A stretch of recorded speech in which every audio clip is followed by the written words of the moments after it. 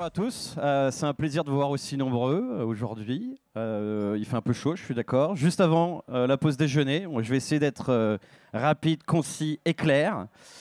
Alors, je suis effectivement directeur commercial au sein de Magnite. Alors, Magnite, qu'est-ce que c'est? Pour faire très simple, c'est une plateforme programmatique qui permet à des éditeurs de monétiser leurs inventaires et de les mettre à disposition des agences, des annonceurs, et donc de faire des campagnes effectivement médias.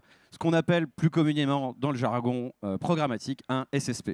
Et pourquoi je parle de CTV aujourd'hui? Tout simplement parce que dans notre ADN, dans notre cœur de métier, on travaille beaucoup avec les éditeurs de la CTV. Alors, on a fait un titre un peu pompeux, hein, parce qu'aujourd'hui, en fait, beaucoup de gens parlent de CTV, Connected TV. C'est le mot à la mode. D'ailleurs, il y a beaucoup de présentations aujourd'hui qui seront sur ce sujet. On n'est pas les seuls, donc je suis content d'ailleurs d'introduire et de commencer. Le problème de la CTV aujourd'hui, c'est que c'est un univers ultra fragmenté avec beaucoup de jargon, de verbiage.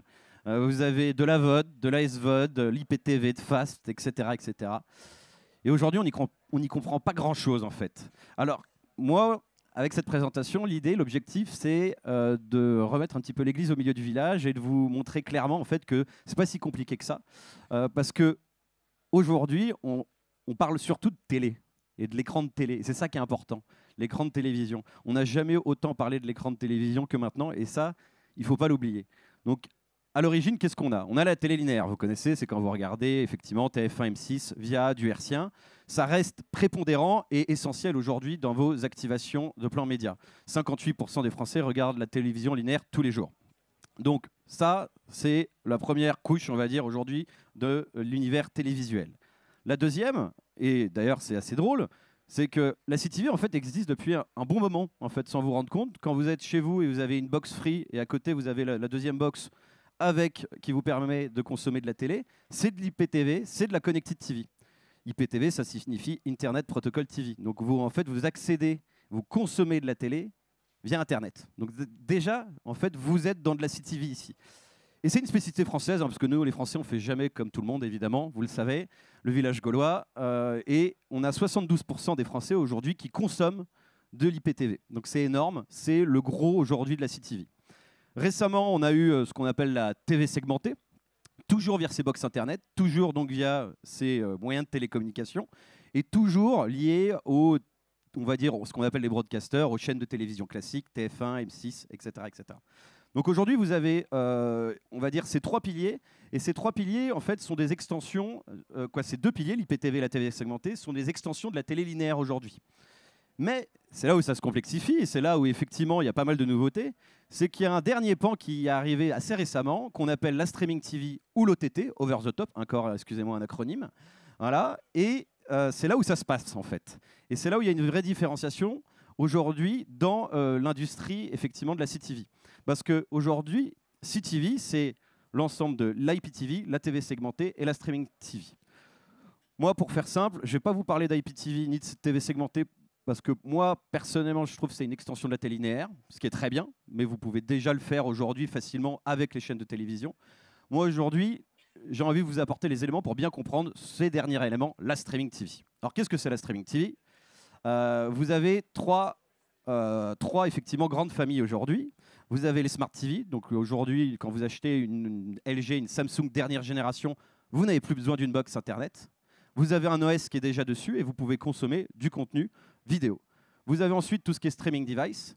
C'est globalement les Chromecast, les Fire TV, les Apple TV, qui étaient très à la mode il y a 2-3 ans et qui ont été supplantés effectivement par les Smart TV qui sont beaucoup plus pratiques aujourd'hui. Ensuite, vous avez les consoles de jeux, Xbox, PlayStation, qui vous ne permettent pas uniquement de jouer aux jeux vidéo, mais aussi de consommer du contenu. Et donc ces trois grandes familles ont des OS propres qui vous permettent de consommer du contenu. Et ensuite, vous rajoutez, pour complexifier un petit peu le tout, vous rajoutez une dernière couche qui sont les applications de streaming qui sont disponibles sur ces différents OS. Je ne vais pas vous les présenter, vous les connaissez. Les plus connus sont Netflix, Disney+, par exemple, mais vous en avez d'autres qui sont gratuites, comme Rakuten, comme Pluto, comme Molotov également. Donc aujourd'hui, c'est ça la streaming TV. Et nous, pourquoi on parle de streaming TV plutôt que de CTV? parce que l'idée, c'est de consommer du contenu vidéo. En fait, on voit aussi quelque chose qui est très important sur l'ensemble de cet écosystème, c'est qu'il n'y a plus d'un côté du linéaire et d'un côté, on va dire, du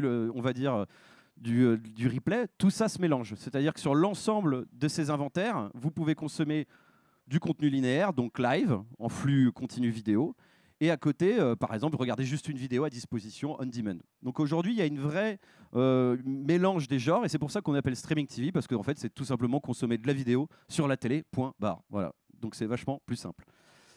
Et donc, après, vous allez me dire, mais quel est l'intérêt aujourd'hui d'activer de la streaming TV par rapport à l'IPTV, par rapport à de la télé linéaire? Alors déjà, aujourd'hui, l'idée, c'est d'être dans une logique de complémentarité, on va voir. Je ne suis pas en train de vous dire arrêtez de faire de la télé linéaire, bien au contraire. Mais vous allez voir qu'il y a pas mal d'avantages aujourd'hui à activer effectivement de la Connected TV plus Streaming TV dans vos mix médias. Le premier point, c'est qu'il y a du volume. Souvent, on pensait que c'était encore quelque chose d'anecdotique, de niche, qu'on en voyait peu. Et qu'en fait, il y a déjà du volume. On a fait une étude avec Magnite où 70% des possesseurs d'écran aujourd'hui consomment de la Streaming TV. Donc c'est énorme. Donc dès que vous avez aujourd'hui un écran, on va dire, relativement moderne, vous consommez de la Streaming TV. Mais ça ne veut pas dire que vous ne consommez pas non plus de la télé linéaire. Attention. Nous, pour vous donner un peu de volume, en dehors d'un Netflix par exemple ou d'un Disney+, sur l'ensemble de l'écosystème Streaming TV, il y a 13 millions d'écrans qui sont disponibles et activables en programmatique aujourd'hui. Donc voilà, le premier point, c'est de vous dire il y a du volume, on peut y aller. Le deuxième point, c'est aujourd'hui, on le sait, quand vous êtes un annonceur ou une agence, vous cherchez avant tout de l'incrément. Vous cherchez comment justement toucher ces derniers utilisateurs qui ne sont pas sur de la télé linéaire classique. Parce que ce qui est bien avec la streaming TV, c'est que vous êtes sur une audience beaucoup plus jeune. Alors beaucoup plus jeune on va dire. Vous êtes 60% de l'audience entre 25 ans et 45 ans. Donc vous êtes un cran en dessous effectivement de la télé linéaire. Et donc vous allez pouvoir trouver votre audience et trouver une audience plus proche de vos besoins. Et c'est là où ça devient intéressant. L'autre point aussi, ce qui est intéressant avec la streaming TV, c'est que toute cette audience-là, plus jeune, consomme du contenu vidéo, pas uniquement sur la télé, mais sur les smartphones, les laptops et les tablettes. Et donc en fait, ne se cantonnent pas aujourd'hui à la télé. La télé reste au cœur effectivement du dispositif et de leur mix de consommation média, mais voilà, ils vont sur d'autres écrans. Et donc c'est une formidable opportunité pour les marques, pour les agences, justement, pour diffuser la publicité sur l'écran de télé, mais aussi à côté, effectivement, sur des laptops, du desktop, du mobile, et donc faire de la complémentarité et de s'inscrire dans cette logique omnicanal. La streaming TV, c'est vraiment la locomotive de l'omnicanalité. L'autre point, on le voit, alors ça c'est assez récent, c'est que sur la consommation de streaming TV, vous avez effectivement des abonnements Netflix, par exemple, où vous n'avez pas de publicité, mais la publicité est de plus en plus présente. Non seulement elle est de plus en plus présente, mais elle est de plus en plus acceptée. Vous savez, avec l'inflation, la fragmentation de l'offre, vous avez des abonnements partout, Disney, HBO, Paramount+, toutes les applications, on ne peut pas suivre. Et à un moment, voilà, il faut quand même bien manger. Donc les Français, en fait, font des arbitrages. Ils vont décider de s'orienter plus vers des services ou des applications qui permettent de consommer de la vidéo et de la télévision gratuitement. Donc par exemple, si vous avez déjà une Samsung TV, tout simplement, vous allez utiliser l'OS de Samsung pour consommer du contenu et peut-être télécharger un Pluto qui est gratuit pour pouvoir justement voir de la télévision linéaire ou non linéaire. Donc la publicité est de plus en plus acceptée et ce qu'on voit aujourd'hui, c'est qu'il y a une déduplication en fait, des habitudes qu'on a en télé linéaire sur de la streaming TV. Quand vous regardez de la télé linéaire, vous avez des pauses publicitaires et ça ne vous pose pas de problème. Ici, en fait, c'est ce qui est en train de se passer. La publicité devient de plus en plus acceptée.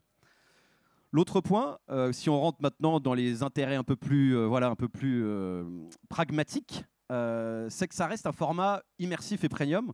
Vous êtes dans de la streaming TV toujours sur l'écran de télé, ça c'est ultra important, donc sur quand même le plus grand écran aujourd'hui du marché, avec essentiellement du mid-roll, donc on est toujours dans le flux vidéo. Je vous dis, on prend les mêmes en fait, principes que la télé linéaire, avec du son on par défaut, du 20 à 30 secondes. Donc en fait, si vous faites de la télé linéaire aujourd'hui, vous n'êtes pas perdu, c'est la même chose. Donc ça, c'est intéressant. Hop là. L'autre point qui est intéressant, c'est que vous avez effectivement les gros que vous connaissez tous, les LG, les Samsung, les Rakuten, les Pluto, les Molotov. Mais en fait, ce n'est pas une liste exhaustive aujourd'hui d'inventaires qui sont disponibles sur la streaming TV. Vous avez une vraie richesse de contenu. Et c'est là où ça peut devenir intéressant parce que vous pouvez appliquer soit une logique de mass média parce que vous voulez arroser en fait la plupart justement des Français qui utilisent la streaming TV, soit vous pouvez aussi avoir des réflexions un peu plus tactiques et vous dire bah tiens je suis effectivement à McDonald's, j'ai envie de cibler parce que j'ai mon McDonald's Wasabi qui sort, et bah, je vais essayer de cibler les gens qui sont fans de manga et d'animé via par exemple Crunchyroll, parce que vous avez tout un univers applicatif disponible sur la streaming TV qui est ultra intéressante. Et donc vous pouvez aussi appliquer des logiques tactiques sur la streaming TV. Donc vous avez vraiment le choix. L'autre point qui est très intéressant aussi sur la streaming TV, c'est la data. Évidemment, on en a beaucoup parlé dans la télé segmentée, mais c'est aussi le cas sur la streaming TV. Aujourd'hui, les deux grosses la technologie référence, la plus plébiscitée sur la streaming TV, ça s'appelle l'ACR, Automatic Content Recognition, vous me pardonnerez mon accent, qui est surtout l'idée par Samsung et LG. En fait, c'est une technologie qui permet de screener, évidemment, après avoir obtenu le consentement de l'utilisateur, l'ensemble des contenus sur la télévision. Donc ensuite, ça popule différents segments qui peuvent être customisés, mais vous pouvez savoir l'ensemble de la consommation sur ces écrans-là. Donc, ce qui là, ça devient intéressant si on retranscrit ça après en mode d'acheteur média, c'est qu'on peut savoir si une personne consomme beaucoup sur sa télé ou pas, et donc avoir la fameuse cible petit consommateur média. Donc, vous avez de la data. L'autre point aussi qui est ultra intéressant, c'est que vous êtes souvent sur des écosystèmes logués, first party data. Donc je sais qu'on parle beaucoup de la fin du cookieless. Alors déjà, on n'est pas sur un browser Chrome, hein, mais vous êtes sur un écran de télé, et en plus, de toute façon, on utilise essentiellement du first party cookie dans ce cas-là. L'autre point, c'est la performance. La performance, aujourd'hui, c'est un vrai point sur la streaming TV.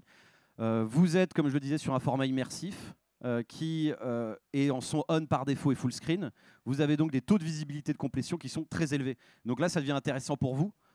Parce que vous avez justement on va dire une performance de vos campagnes vidéo qui peuvent être au-dessus de plus classiques ou d'autres inventaires. Et le dernier point effectivement, c'est que on est dans un écosystème programmatique quand on fait du live streaming TV. Et donc quand on parle programmatique, on parle aussi des avantages en termes de flexibilité, de simplicité d'activation, contrairement à ce qu'on peut retrouver sur effectivement de la télévision plus linéaire. Donc vous n'avez pas de ticket d'entrée, voilà. Vous pouvez orienter justement vos investissements en fonction sur un éditeur plutôt qu'un autre. Et vous n'avez pas d'avis RPP, voilà. Donc sachez-le, vous n'avez pas d'avis RPP puisque vous êtes sur l'écosystème web. Et donc vous avez aussi plus de flexibilité en termes de, on va dire, sur les créations. Donc ça, c'est un point important. Donc voilà, pour conclure, j'ai essayé d'être simple. Vous avez déjà du volume, il y a un vrai reach sur le marché français. C'est une formidable opportunité pour avoir effectivement de l'incrément sur vos campagnes TV et vidéo. Vous avez une logique omnicanal qui peut être appliquée. Le ciblage est poussé, donc n'hésitez pas.